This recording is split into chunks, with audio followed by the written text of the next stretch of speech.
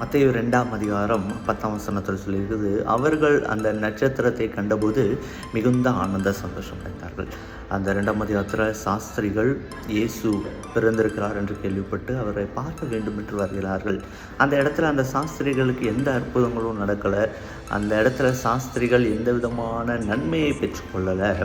ஆனாலும் அவங்களுக்குள்ளாக ஒரு மிகுந்த ஆனந்த சந்தோஷம் உண்டாயிருக்கு. இந்த உலகத்தில் நம்ம வாழ்க்கையில் ஒரு நன்மை நடந்தாலோ அல்லது ஒரு அற்புதம் நடந்தால் மாத்திரம்தான் நம்ம என்ன பண்ணுவோம், ரொம்ப சந்தோஷமாகும். ஆனால் ஒரு விஷயத்தை புரிஞ்சுக்கிடுவோம், இந்த உலகத்தில் நமக்கு வருகிற எல்லா நன்மைகள் அல்லது நம்முடைய வாழ்க்கையில் நடக்கிற எல்லா அற்புதங்களுமே அல்லது நம்முடைய வாழ்க்கையில் நம்ம ஒரு உயர்வை பார்க்கும்போது, அது பொருளாதாரமாக இருக்கலாம், நம்முடைய வாழ்க்கையின் அநேக காரியங்களாக இருக்கலாம், அது எல்லாமே ஒரு டெம்பரரியான ஹாப்பினஸ் தான். கொஞ்சம் சந்தோஷத்தை கொடுக்கும், அதற்கு பிறகு அந்த சந்தோஷம் போயிடும். ஆனால் உண்மையான அல்லது நிரந்தரமான சந்தோஷம் என்ன அப்படின்னா, நம்ம இயேசுவை நோக்கி பார்ப்பதும் அந்த இயேசுவினுடைய பிரசன்னத்தில் அமர்ந்திருப்பதுமே.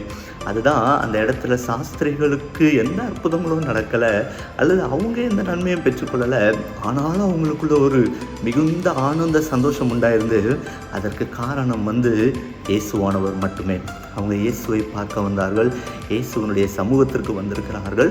அப்போ அவங்களுக்குள்ள என்ன உண்டாயிருக்கு, ஒரு மிகுந்த ஆனந்த சந்தோஷம். நம்ம வாழ்க்கையிலையுமே ஒரு வெறுமை, ஒரு சந்தோஷம் இல்லாத சூழ்நிலைகள் இருக்கும் அப்படின்னா நிச்சயமாக இயேசுவை நோக்கி பாருங்கள், அவருடைய பிரசன்னத்தில் அமருங்க.